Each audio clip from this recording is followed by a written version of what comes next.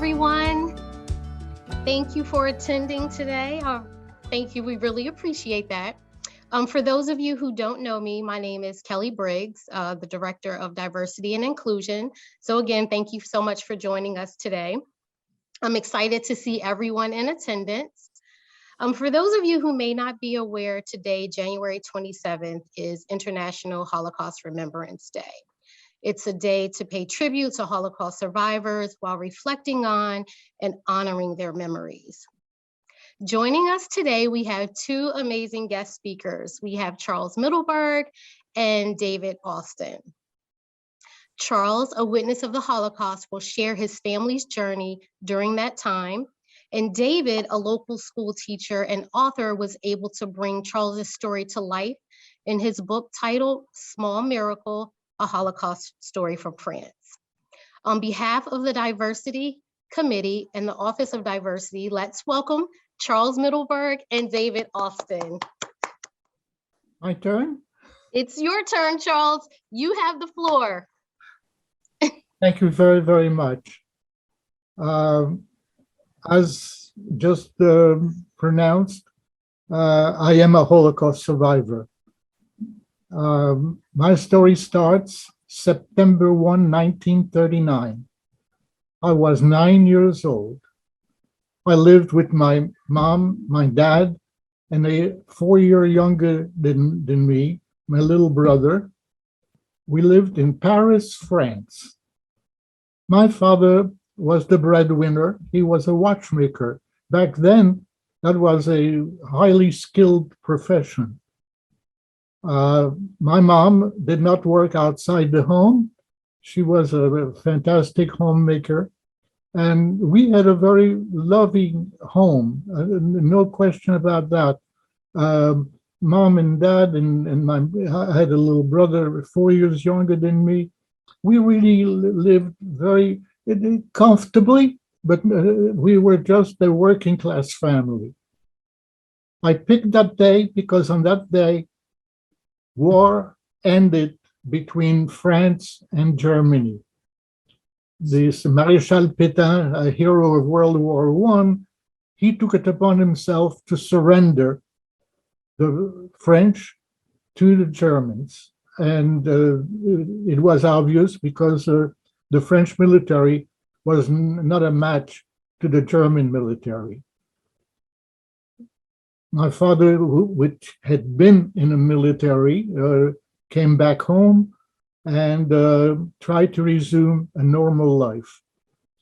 The German authorities named one of their major generals that, as the governor of France. He set himself up in one of the luxury hotels in the city of Paris, set himself up with an entire staff, and very shortly start issuing rules. And I understand that those rules were the same rules that he set up in every countries of Europe that the Germans had conquered and occupied. Well, strangely enough, the number one rules were directed to the Jewish population in France. So rule number one, all Jewish adults are to go to their local city hall and have their ID, the documents signed in red letters, Jew, Juif.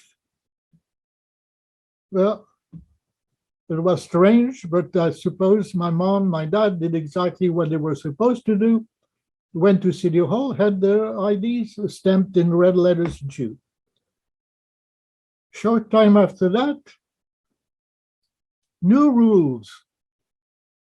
Jews are no longer allowed to be in business. You're in business, give it away, sell it, do whatever you want. It's going to be confiscated. Jews cannot be in business. Well, that followed up with some drastic things that were happening.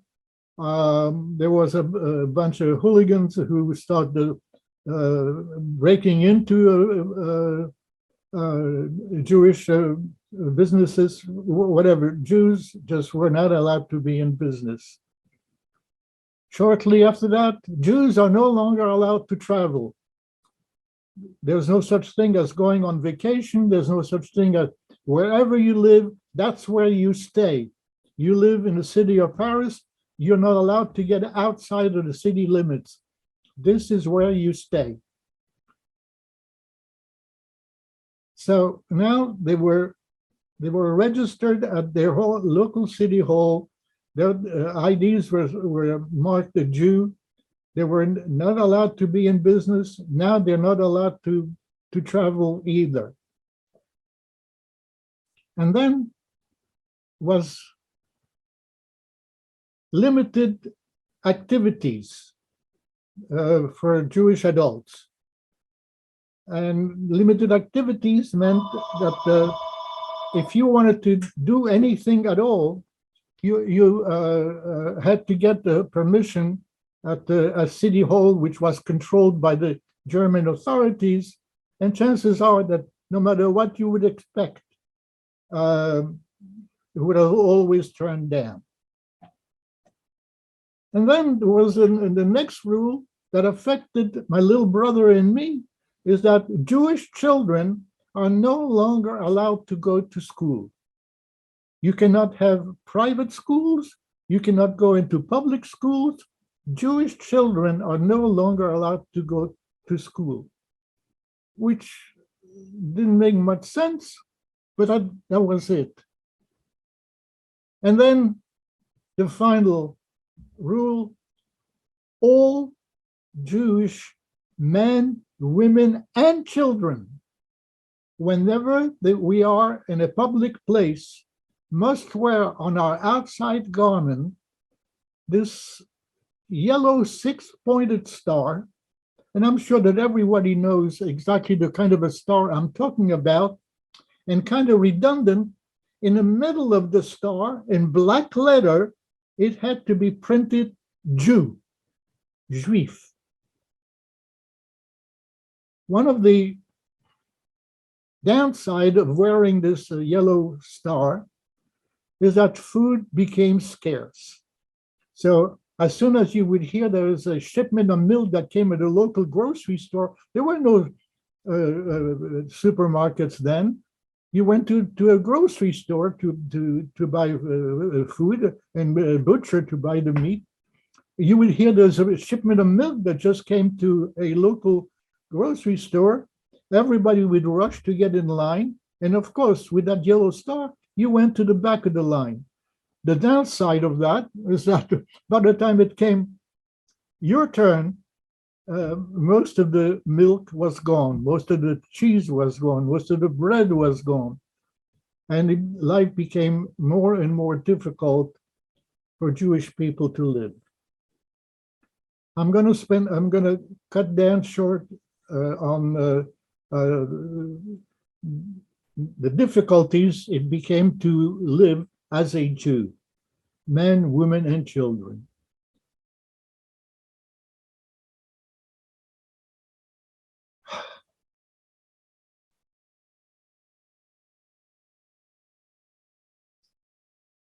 My father gets a summons in the mail. And summons reads, "You're to present yourself in front of City Hall, such and such day, such and such time. You're to bring a little suitcase with the change of clothes or personal hygiene products. If you don't show up on the date and time in front of City Hall as requested, and we have to go get you, the punishment will be very severe." Now, beside all the restrictions, now we start hearing about punishments. My father wasn't going to take any chances to put his family in jeopardy, did exactly what he was told, packed a little suitcase with the change of clothes and the personal hygiene things, and presented himself on the date and time in front of City Hall. Turns out that 9,000 Jewish men received exactly the same summons. Once the 9,000 men were gathered, they were put into buses and they were best about 90 miles outside of the city of Paris into a camp in the city of Pithiviers in France, in the southern part of Paris. Now, Jews are not allowed to travel. My mom wondered how in the world would she be able to communicate with my father wherever he was in that camp. And suddenly green postcards came to the home. And that green postcard allowed my mom and my brother and me to go see my father once a month, take the train and go see my dad. When we went there for the first time, we could not get into the camp. We were placed outside, and they had set up tables and benches. And then they would bring out of the camp those men that were all these Jewish men. And my mom asked my father, "You're a watchmaker. What in the world kind of work do you do for the German military?" And my father says, "I got news for you. If you look around, there's no factory around here. We are in this camp and we have absolutely nothing to do. We try to organize things to do to keep ourselves busy, but there's no factory. There's not even a German soldier guarding the camp. It's still French gendarmes." It was quite a mystery. 1 month went by, another month went by, and we went to see my dad, and my mom would bring other clothes, try to bring some additional food, whatever. Now we're just into the beginning of fall, and my mom is waiting for another green postcard. August, September, October, 3 months have gone by, no card, no communication with my father. And then we found out that they had emptied the camp, taking all these men, put them in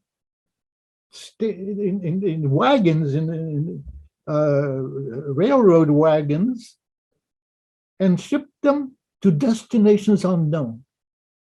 No one had any idea among the Jewish population or even the French population, where in the world did they ship those 9,000 men?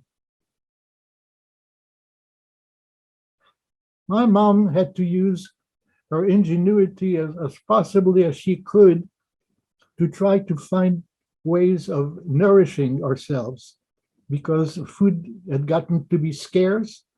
You had to feed the German military.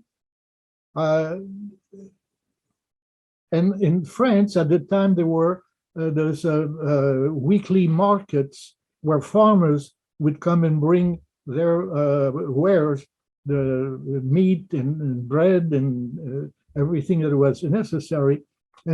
And with coupons that we would get, my mom would get in the mail, we were able to buy this kind of food to sustain ourselves.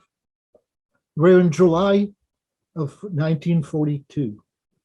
My mom hears a horrible rumor that the French authorities, together with the German authorities, have combined a plot. On a specific day, there was going to be a massive raid throughout the whole city of Paris, and they will gather as many Jewish men, women, and children and take them away from their home. It was a dreadful thing to know. My mom didn't know where to turn. She went to go to her we lived in a 7-story building, and each building always had a janitor. It just so happened that the janitor of our building was a veteran of World War I, and he had lost a leg in that war, and he was wearing a peg leg like Captain Hook. My mom knew that he hated the Germans with a passion. She went to see him, and she tells him about this rumor that she heard about this massive raid that was going to take place throughout the city of Paris. And the janitor says, yes, I heard all about it. And my mom says, what am I going to do? So he said, let me tell you something, Mrs. Middleburg. I have an idea of what we can do. I am, you have to come with me, and I'm going to show you what we're going to do. If they come for you, I will try to manage to get up. See, there was no elevator. It was wooden steps to go from one floor to the other, and we lived on the 5th floor. He said, here's what I'm going to do. I'm going to manage to come up with them up the steps, and I'll take off the rubber tip of my peg leg, and I'll make sure that I keep banging my peg leg on the wooden steps. When you hear this, get out of your apartment and come. I'm going to show you where we go. He took us up to the top floor, the 7th floor, opened up a door, and in there it looked like it was for the maintenance people to keep the building in good order. And then he showed us this trap door that if you pull down the rope of the trap door, it would give you access to a small ladder, access to the roof. Apparently, this was the way that maintenance people would take care of the roof. He says, listen to what I'm thinking. They come for you, I come up with them. I'll keep banging the steps with my peg leg. When you hear that noise, somebody is going to stay awake because chances are they're going to come in the middle of the night. Run up those 2 flights into this room, open up the trap door, climb in there, close the trap door, and they'll never find you. Well, so lo and behold, the night of July 6, 1942, we heard the banging in the steps. My mom, my brother, and I, we ran out of the apartment, did exactly what the janitor had told us to do, opened up the trap door, climbed under the roof, closed the trap door, and we just lay there. We lay there for several hours. And then my mom whispers to me, how about if I give you some money and you go down and go get a baguette, one of those French breads? I looked at my mom. I said, are you serious? Now, understand, I'm just an 11-year-old boy. She says, well, she says, it would be foolish for me, pointing at herself, but I don't think a young kid, anybody is going to stop. Well, anyway, I trusted my mom. I took the money, and I got out of the hiding place. When I came down the 2 flights to our floor, the door to the apartment is wide open, and there's a German soldier standing right there. Well, the way I came down, I managed to go swiftly right behind his back before he had a chance to turn around. And then I ran down the steps very, very quickly. When I came to the street, it was incredible mayhem. They were pulling people out of the buildings, men, women, children, screaming, crying. They were beating people to get in those trucks. I walked just a block away from where the bakery was, and the woman at the bakery couldn't believe seeing. She knew I always came to bake the bread.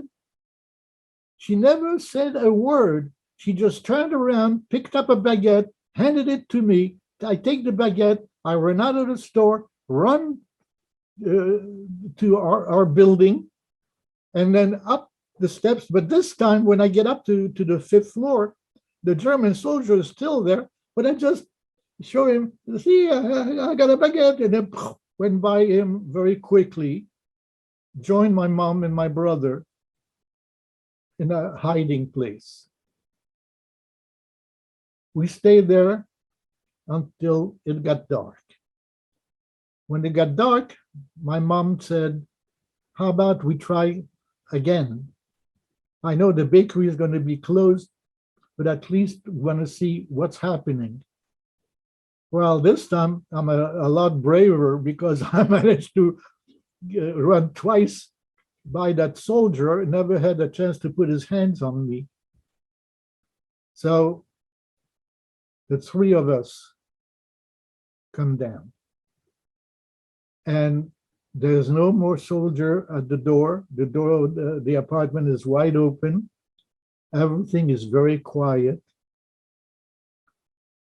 My mom had foreseen that these horrible times. She had prepared a trunk, a very large trunk, and she had put in the trunk what she felt were the most precious possessions. What is it that a working class family is the most precious possession? Her finest down comforter, her best tablecloth and napkins, jewelry, silverware, precious things. And most of all, a lot of the family pictures. She had filled up the trunk with all these things that she felt were our most precious possessions. We dragged the trunk all the way down to the street level. And now the janitor pointed to one particular spot and he said, put your trunk right here, Mrs. Middleburg. You'll see we're going to beat the Germans again like we did in World War I. And then you come back and your trunk will be right here. Now, when he said, when you come back, he meant don't go back to the apartment because they missed you the first time. They're going to be back. Well, my mother put the trunk where the janitor told her, and we never got back to the apartment. No, I take it back. We went back and we picked up two small suitcases that Mom had put some clothing, personal clothing. That followed about 2 weeks of sleeping in doorways. My mom, bless her heart, find her ways, always to find a way to get some food.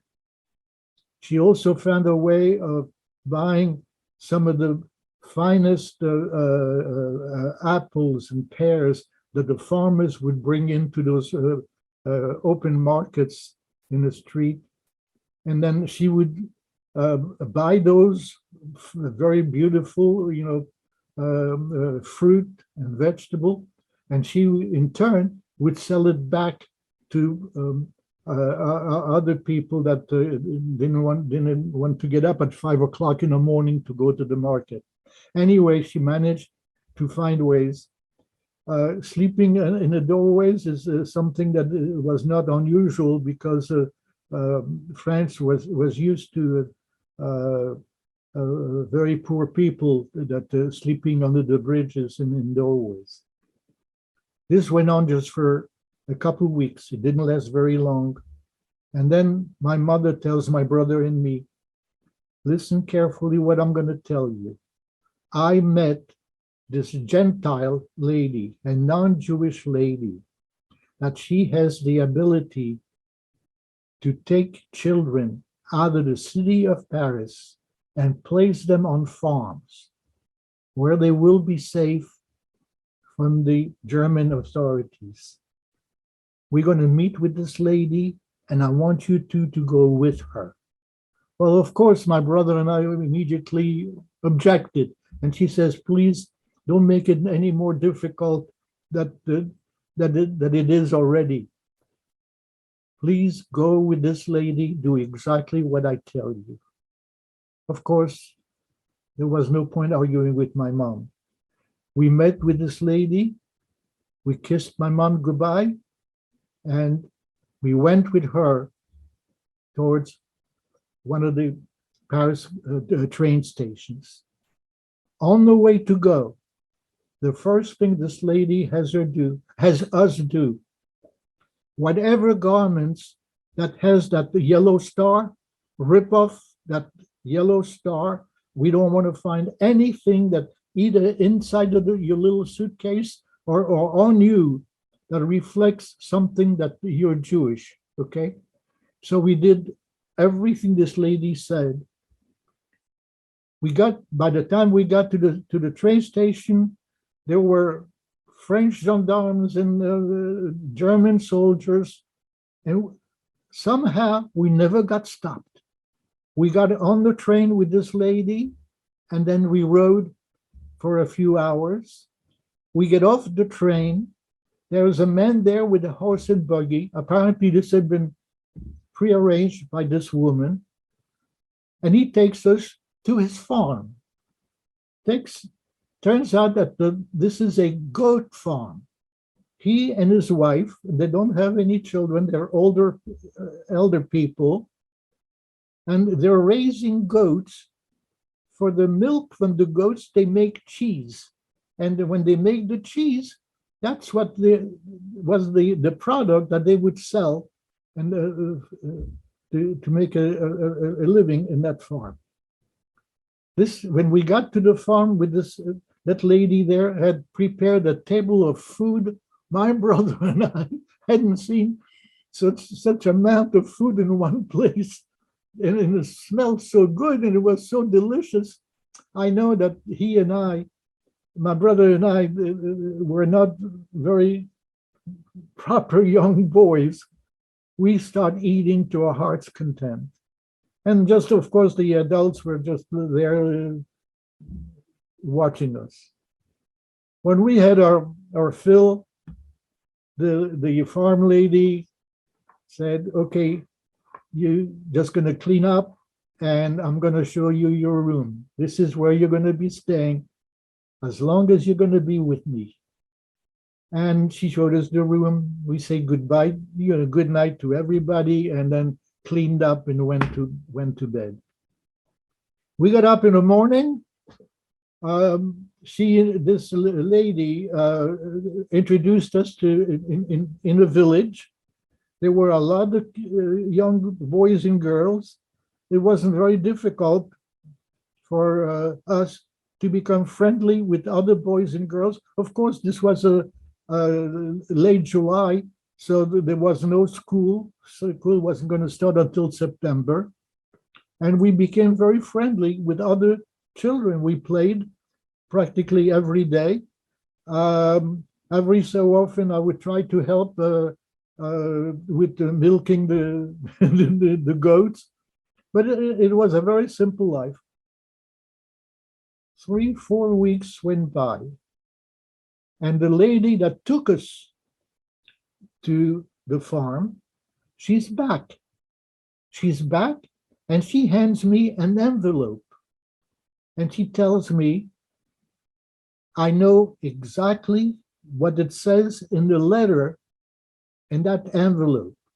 I want you to read it carefully, and I want you to tell me what you want to do. Well, look, I'm a 12-year-old boy, and now I have a mystery letter. I open up the envelope, and as I pull out the letter, there's a ring inside of the envelope, and I recognize it's one of my mom's rings. I take the ring and I put it in my pocket. I open up the letter, and it reads, my name is Madame André. I witnessed your mom being taken away in a raid in the city. I had time enough to talk with her, and I'll try to get her to be released by the German soldier there. They wouldn't let her go, but she had enough time to jot down how I can get in touch with you. So I promised your mom that I will take care. Now, here is what I'm offering. If you like where you are, I will keep in touch as I promised your mom. But if you want to come back to the city of Paris, I'll arrange with the lady that took you to the farm to bring you back, and you'll be staying with me.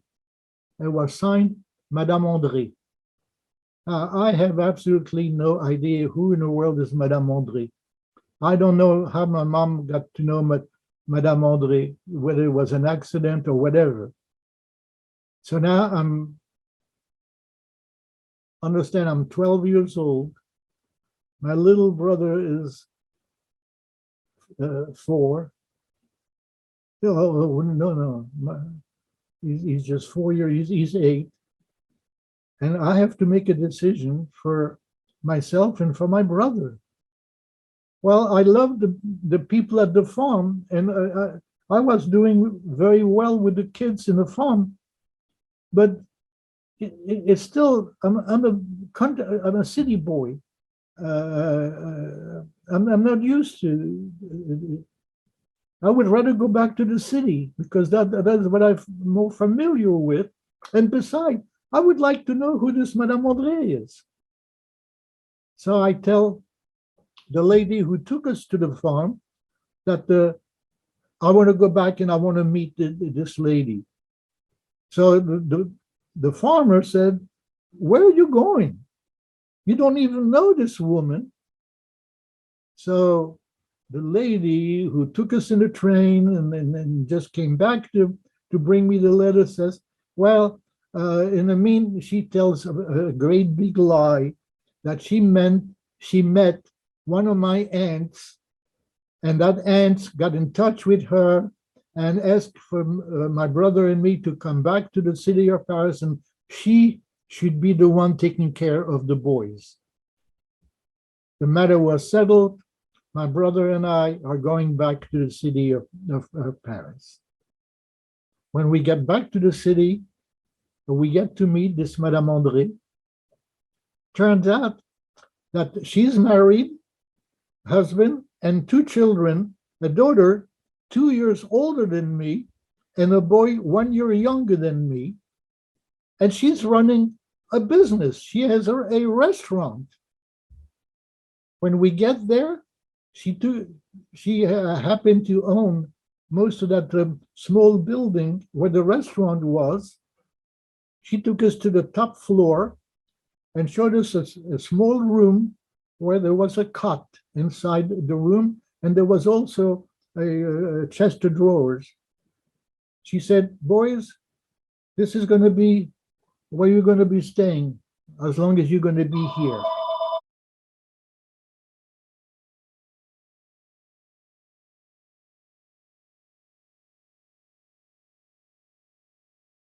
I'm sorry. Anyway, we took our little suitcases, set it up in a little room. The next morning, we come down. This Madame André says, "I did not expect for you to come. I thought you were happy at the farm. But now that you're here, there's no such question about you going back to the farm. We're going to have to do the best we can here. Now, there's going to be some rules that you're going to have to follow." Okay. I made a decision. I have to live with the decision I've made. Actually, my brother and me, we have to live with the decision.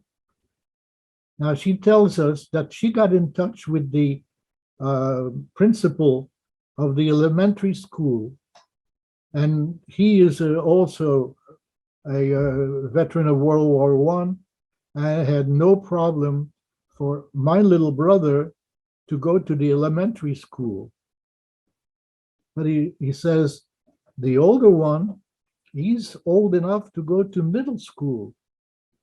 This is beyond my limit. You're going to have to take him to the middle school, have him registered there.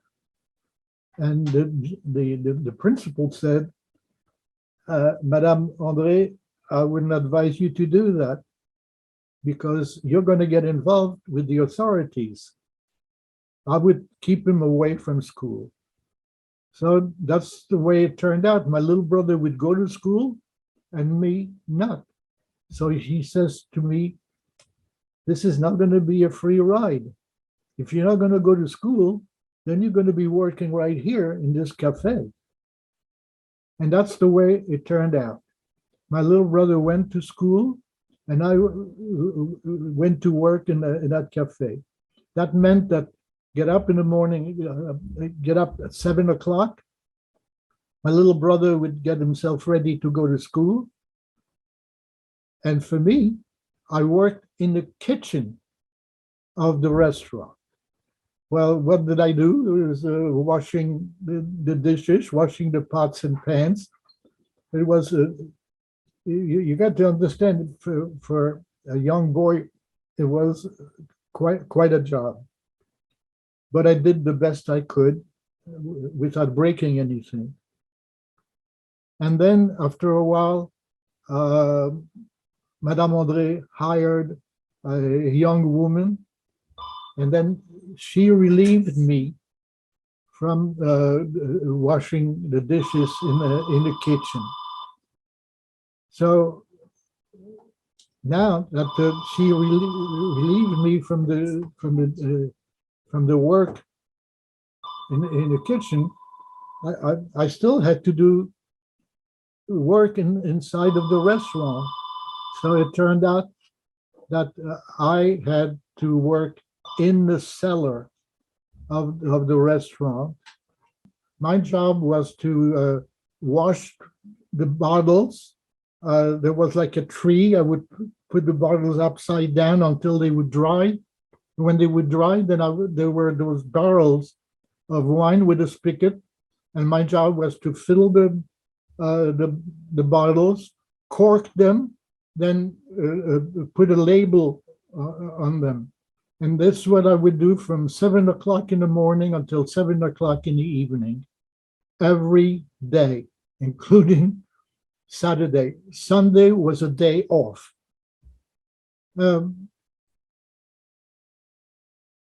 This went on until the Allied armies landed in Normandy. When the Allied armies landed in Normandy, there was a tremendous joy, at least in Paris, and we kept watching them to advance. It was a tremendous, great joy, and no one was more happy than my brother and me. As far as we were concerned, this nightmare is over. Mom and Dad are coming back. We're going to forget everything that just happened until now and go back to a life just as wonderful as it was before this nightmare started. Well, that is not exactly what happened. I did not get reunited with my father until exactly 1 year after the liberation of Paris. It was a miracle. There's nothing else I can describe that.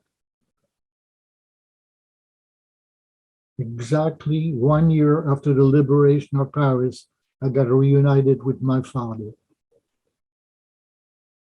My mother, she never came back. No matter how many ways we tried to find what happened to her, it took us a long time until there was a book published by somebody by the name of Mr. Clarksfield. And in that book, he listed all the people that were taken away from the city of Paris by the Nazis and never came back. And in that book, we finally found my mother, that she had died in a concentration camp called Birkenau. This is my story. Why do I tell my story? Well, number one, because there are people that say it never happened. It never happened. I went to the camps. I walked through that room that my mother was gassed and died. I saw all these crematoriums. How can anybody say this never happened? I am a living example of what happened. I was there. I saw all this. I lived all this. I cannot accept that anyone will say this never happened. Just propaganda. No, don't tell me it's propaganda. And then let's say that the Jews are making a big propaganda, the same 6 million Jews died in those camps. That is not the end of the story. Actually, there were 11 million people who died through those concentration camps, crematoriums. 11 million people, 5 million people who were not Jewish. That Hitler decided that they didn't have a right to live. Can you imagine that handicapped people could not survive? Handicapped people who wind up in those concentration camps, gypsies, because they were gypsies and they didn't, the Nazis didn't like people that were gypsies. Handicapped people could not survive. There were 5 million people, in addition to the 6 million Jews, who died in those concentration camps and crematoriums. As a survivor, I cannot accept that someone will say this never happened. It did happen. And I'm making it my life duty to talk about it as a survivor. I went through this. Thankfully, I never spent any time in a concentration camp. My brother and I were just so fortunate of rightful people who protected us. And to those people, I've been eternally grateful. As long as I lived, I adored them, I loved them, and I hugged them and kissed them. And to them, I owe the greatest gratitude. Unfortunately, many of them are no longer alive either. But as long as I am alive, I want to be a witness as to what happened during that time. Now, I will gladly be quiet, and if I'm given the opportunity to hear questions, I would gladly answer whatever questions you may have. I'm Judy McKenzie. I just got nominated to do this. Kelly's actually in the room with me, but she's not unmuted. So ask the crier to speak. Sure. Charles, that was amazing. Thank you so much for sharing your story. And Dave Austin just popped up. Dave is up because Dave was for many years a middle school teacher right here in New Jersey in our area. And Charles came and spoke to his class, and that inspired him to write a book, which I know I'm going to have questions about. This amazing book called Small Miracle, which beautifully tells Charles' story. So I'm going to just, if you have questions, Charles and Dave, between them, will be happy to answer them. Please type them in the chat. And between Kelly and I, and whoever else is on this, we'll figure out how to ask the questions. But Dave, for now, I'm going to throw to you because you seem to be unmuted. Yes. So you can tell us a little bit about how all this came about. Unmute the crier. I've heard Charles' story so many times now, and since working on the book, it's permanently ingrained on my consciousness. But whenever I hear Charles tell the story in his own words, it always gets me like it's the first time. Charles and I met a number of years ago. I taught middle school in Marlton for 20 years. And the last 10 of those years, I was a 7th grade social studies teacher in Evesham. And one of the great things about being a social studies teacher in Marlton is that in the 7th grade curriculum, we had a unit that was dedicated to the teaching of tolerance and diversity. And the focus of that unit was Holocaust education. And I am someone who has always been interested in that period of time. I've been interested in Holocaust history since I read Elie Wiesel's book, Night, years and years ago when I was in school. So the chance to teach this material was exciting to me, and I took it very seriously. And through the Esther Robb and Goodwin Holocaust Memorial Museum and Education Center in Cherry Hill, which is located at the Jewish Community Center, our school was able to connect with local survivors. And for a few years anyway, we actually were visited by a liberator, a gentleman who served in the United States Army during the war and who actually liberated the camp at Dachau.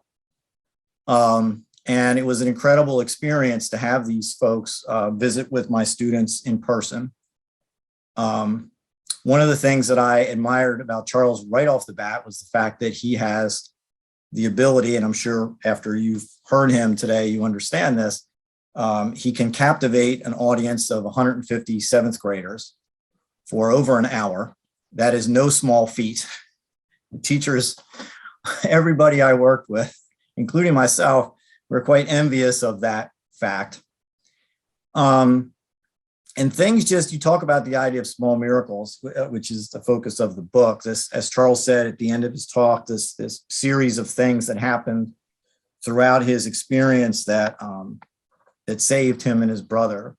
These little miracles, these chance things, which all involved strangers stepping up and doing the right thing, even though it put them at great risk. I've known since I was a kid that I wanted to be a writer. Like any wannabe writer, I had piles and piles of ideas and files and novels started and novels discarded.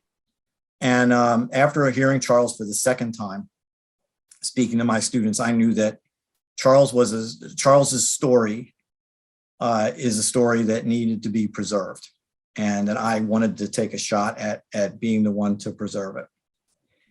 And I asked him if he would work with me on this, and he graciously accepted. And over the course of a year, we put this book together. How it came to be published is another small miracle, because the whole story behind that, finding a publisher for a book when you don't have an agent, no matter how good the book is, can be difficult. But a couple of small miracles happened.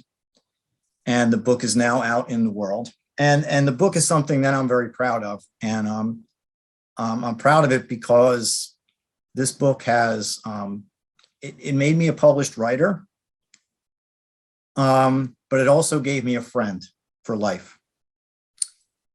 My dad, who I admire greatly, of course, warned me when I was a kid. The anniversary of Roberto Clemente's death is coming up next week. And it's just a little side story. when Roberto Clemente died tragically in a plane crash, my dad understood that I was upset because Roberto was one of my childhood heroes. But my dad was ever the pragmatist, and he said, be careful who you choose to be your heroes, because heroes are humans and humans will invariably let you down. Well, I love my dad. He's a great guy, but he was wrong on this occasion. Because the thing about heroes is exactly the fact that they're human and exactly the fact that they have humanity. And that is why Charles is my hero.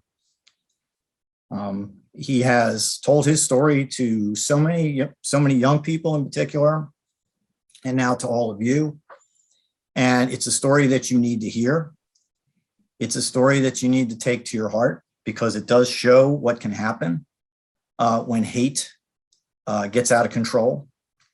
I am sad to say that just within the last month, right here in Marlton, we had an incident of anti-Semitic vandalism in one of our middle schools, not the school that I taught in, the other one.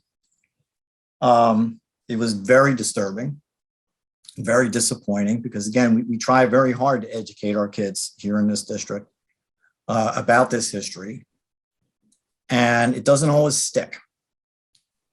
And all you have to do is pay attention to the news to understand that anti-Semitism is still with us. It's still present. It is festering again in the United States. It's never gone away, but it seems to be particularly bad right now. And I share Charles's outrage at Holocaust denial. I also am outraged at Holocaust minimalism. People who make these false analogies between things that are happening in the world and the Holocaust. That is as anti-Semitic as Holocaust denial is. And that is why I'm so grateful to you folks at Rowan for facilitating this opportunity for Charles to talk to your community and to whoever else is tuned in out there. Because I know that Charles's story is a story of humanity. In the end, that's really the message that needs to be conveyed.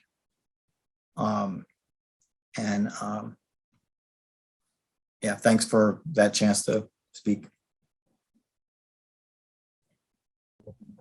Dave, thanks. And we will have some questions for you eventually, but Charles is our star today. So our first questions are for him. This is from Jamie, and it says, I would like to know, Charles, if your father ever talked about the time that he spent while at the concentration camp. It took a long time for my father to finally speak about what happened. From the time that he was in that camp in France, and then the transport, and wind up in Auschwitz. It was one of the original transports. Well, it was the original transports out of France that went to Auschwitz.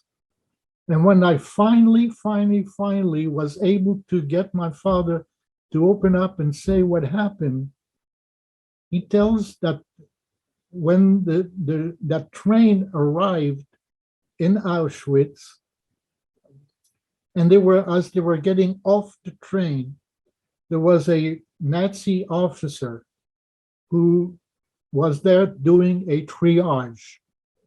And he would say, what did you do before you got on the train? I'm a butcher, stand over here. What'd you do? I'm a baker, stand over here. Came to my father, I'm a watchmaker. Oh, you stand over here. It saved his life.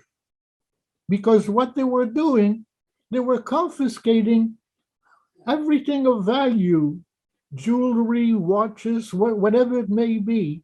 They were confiscating from the people arriving in those cattle cars.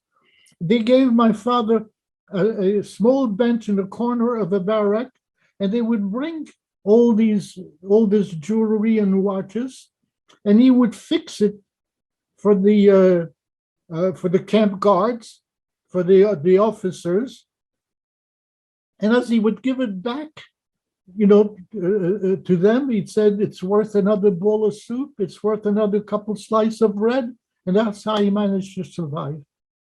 He survived because he was just so fortunate that this Nazi officer found for him something to do, that he didn't go directly into the gas chamber. And that's how he survived. Like the title of my, everything is part of a small miracle. You never know where good fortune comes your way. And I think that for me to get reunited with my father was a small miracle also. That's the only thing I can explain why my father survived and why I had the good fortune to get reunited with my father.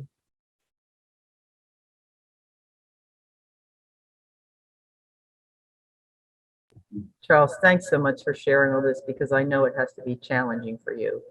Our next question is from Dr. Kelly Slade, who says, first and foremost, thank you for sharing your story with us. You are an amazing human being. Your fortitude is awesome. How did you have enough strength to keep going? How did you not crumble without your mother to take care of you and without your dad to help you survive? You had such resilience. Please explain that. How did I manage to survive? Well, I really have no explanation. I was very fortunate. That I decided to go from the farm to this Madame André that wrote that letter, and wind back into the city of Paris. Can you hear me? Okay. So to me, all these sequences, my mother finding this woman who was able to take children out of the city of Paris into the farm, and then from the farm to this Madame André. And these are all small miracles, people that didn't know each other ever before. And okay, so my life was not a bowl of cherries. I wound up working from 7 o'clock in the morning until 7 o'clock in the evening in the cellar, washing bottles and then filling them with wine. But I survived. I was able to live through it, and my brother also were able to survive, and then have the incredible miracle to get reunited, at least with my father. So all these things to me are all small miracles that have happened throughout my life. And then I met this most wonderful person in the whole wide world, this woman I married, that she too was a Holocaust survivor. She too had a story to tell. And actually, she's the one who started. She's the one that started talking about her experiences as a survivor, and she got me to do it. And I've been thankful to her. Unfortunately, I lost her too long ago. And she was the most wonderful person that I ever met in all my life. No one supersedes my wonderful wife. She passed away from a dreadful disease.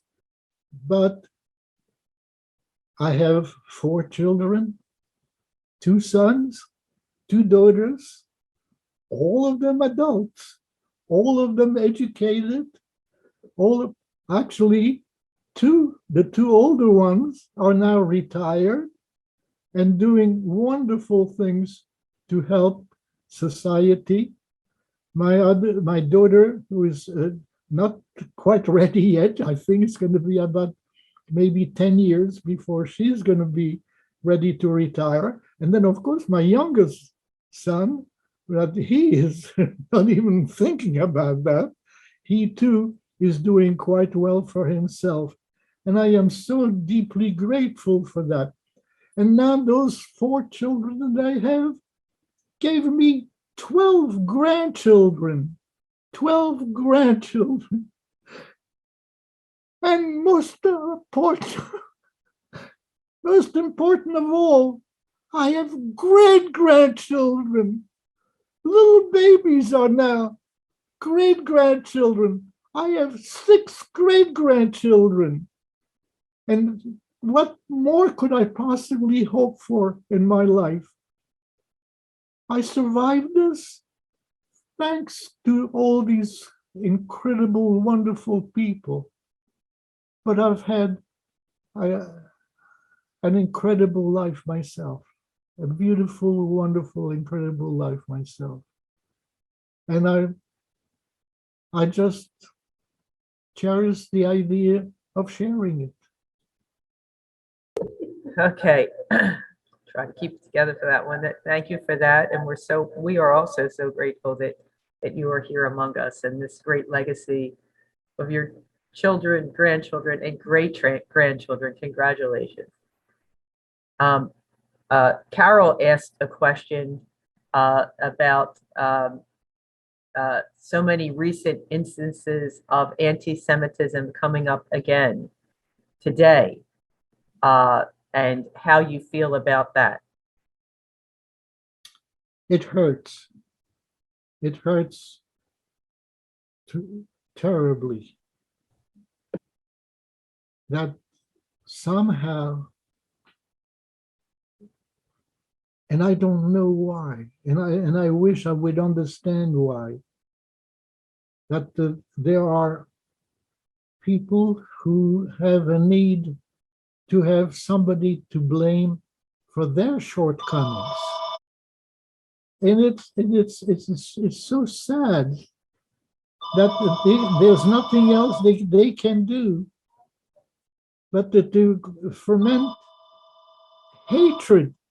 You know, when I go to talk to the children and tell them my story, at the end I tell them, look, it is so much easier to give somebody a hug than a punch. A punch hurts. A hug makes you feel good. So why in the world would you want to join people who can think of nothing else but to do harm to someone else? I don't hate people who are anti-Semites. I don't know them. Well, they don't know me. Why are they hating me? What have I ever done for them to hate me? And this is what I'm trying to impress on the children and the adults that I go to speak with. Why? Why do people feel the need to have this sense of hatred?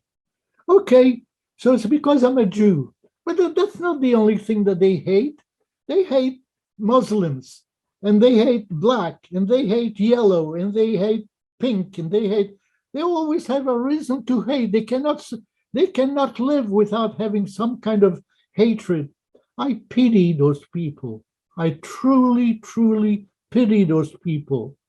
And that's when I said to little children and young adults, I said, believe me, it is so much more beautiful, so much more rewarding if you go over to someone, put your arms around that person and share with them this moment of warmth, than rather finding somebody that you keep a punch. Why would you want to punch anybody?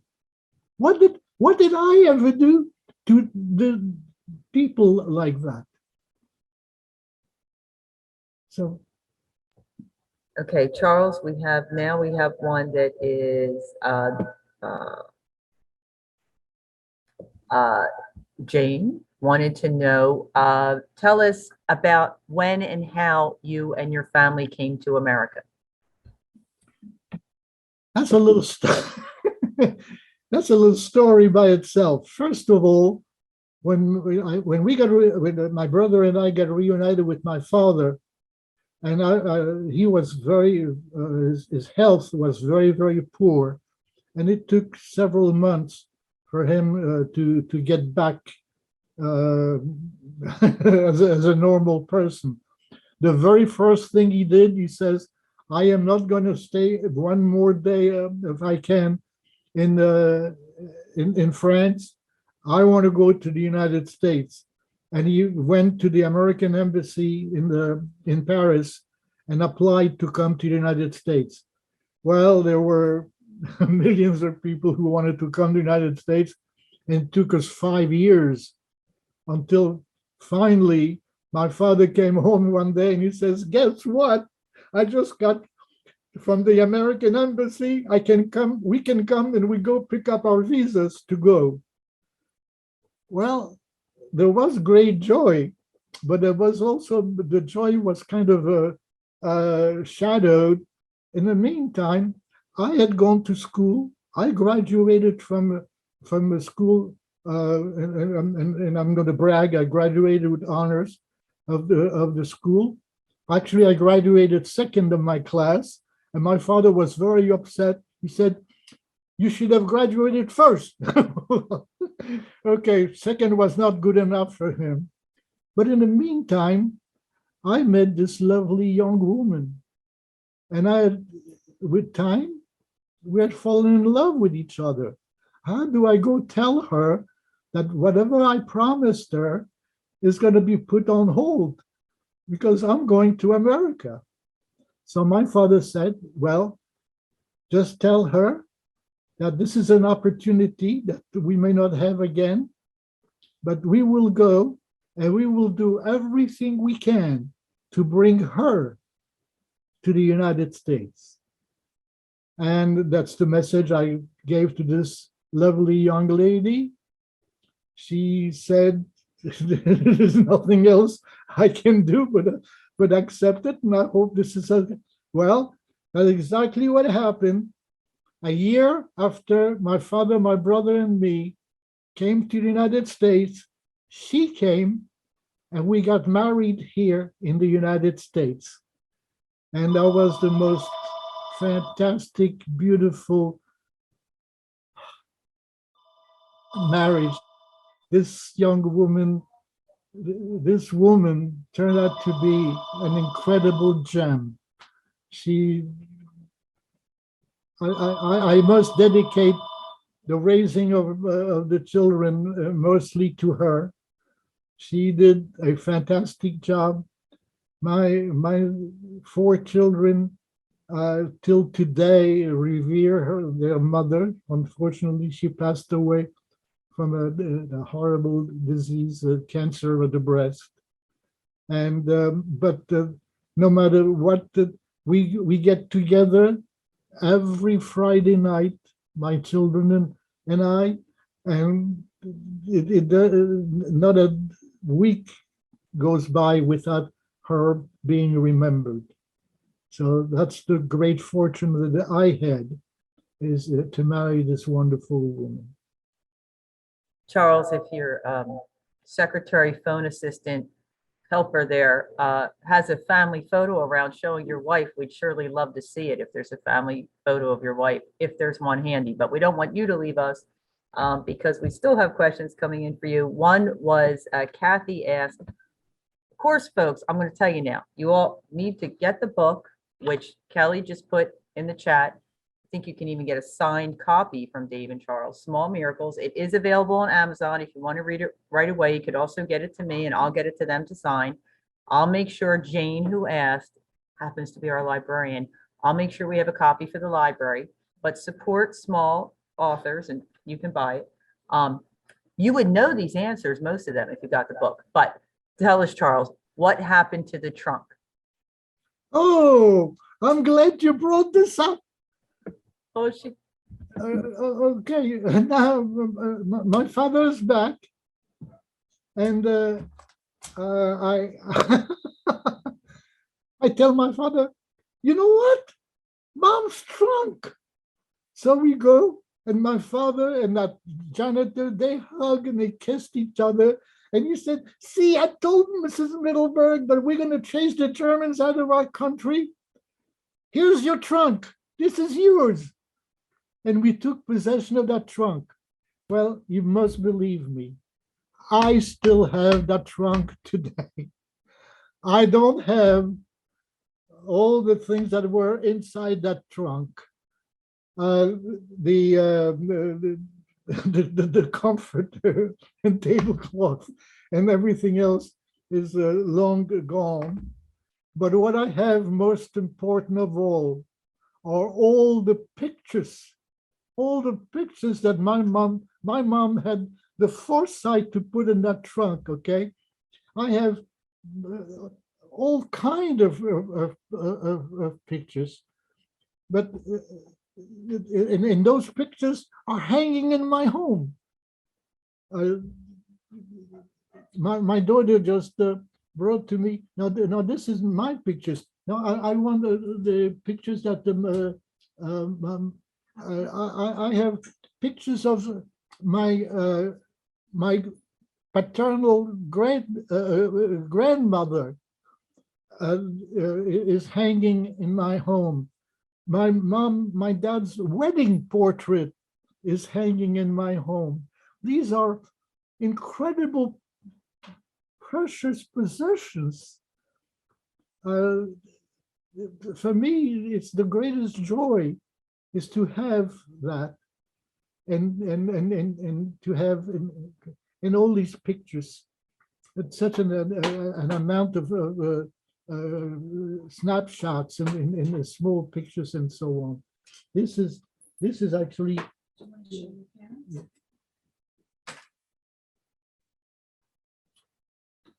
Can you imagine? And I don't know if you can see it. This is my mom and dad's wedding picture. In all that Holocaust, this was saved. My mom and my dad's wedding picture. My mom and my dad, well, actually, believe it or not, this is me then. But these are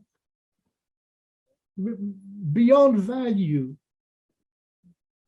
I have my grandmother, my paternal grandmother. This is my paternal grandmother. And these are the original frames that were in the trunk, And I was so fortunate to be able to have them saved and still hanging in my home. And then eventually it's going to be my children who are going to have them. These are memorabilia that are beyond any value. Charles, thank you so much for sharing those with us. Good thing I came prepared with from my mom. Yes, tell us more about the book. In the book, there is a picture. Well, I have the book, and this is one of the rare books pictures. My mom, my dad, my little brother, and me, and it looks like we were on a vacation. This was before the German invasion in France. These are treasures which are beyond value. And Charles, you told us so much about your wife. Do you have a picture of your wife there that you can show? Well, yes, I have two pictures I want to show. One picture is my wedding, my beautiful wife's wedding. This one, the frame was coming off. And then that was, And this one?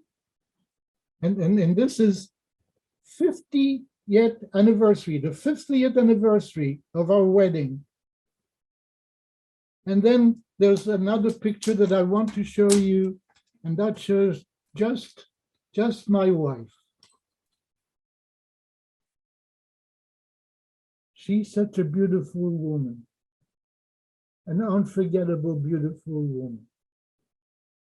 And I know that my children still talk about her, and that this is something that, as far as they're concerned, they have incredible memories of their mother. And Charles, I know we're all going to have incredible memories of what you shared with us today. Thank you so much. Kelly's telling me we have to wrap because I could talk to you both all day. The book, I will tell you a little, I don't think I already did, that you know that these were memories from when Charles was young, and Dave chose to write it in verse. So while it looks kind of thick, it's not too bad because some pages actually have just very few words because it's almost like poetry.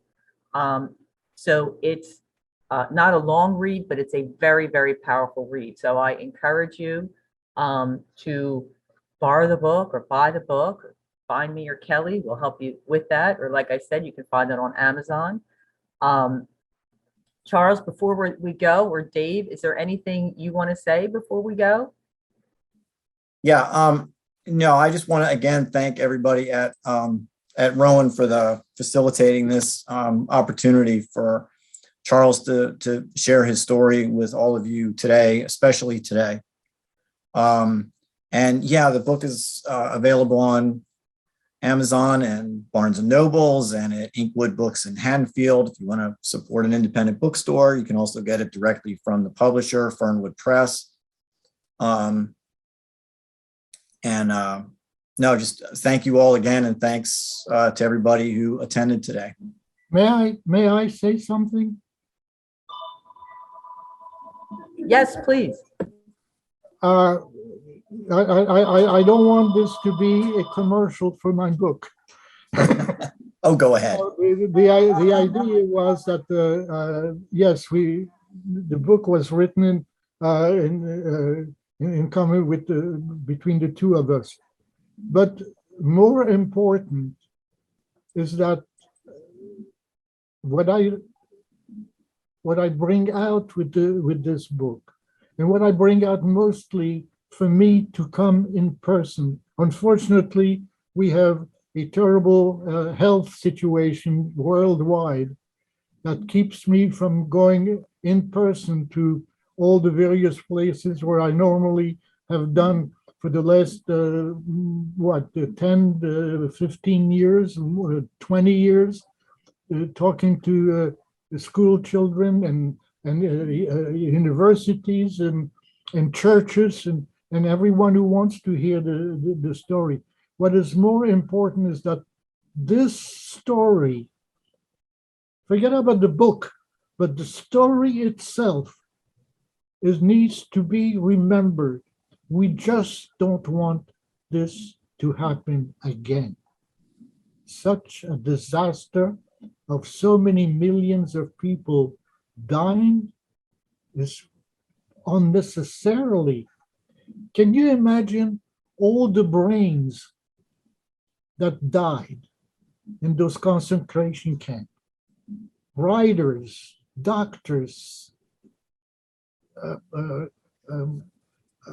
incredible people that would have brought so much more to humanity, wind up dying for no reason, for no real reason, except induced hatred. And please, people, don't join hate groups. You're never going to be happy joining hate groups.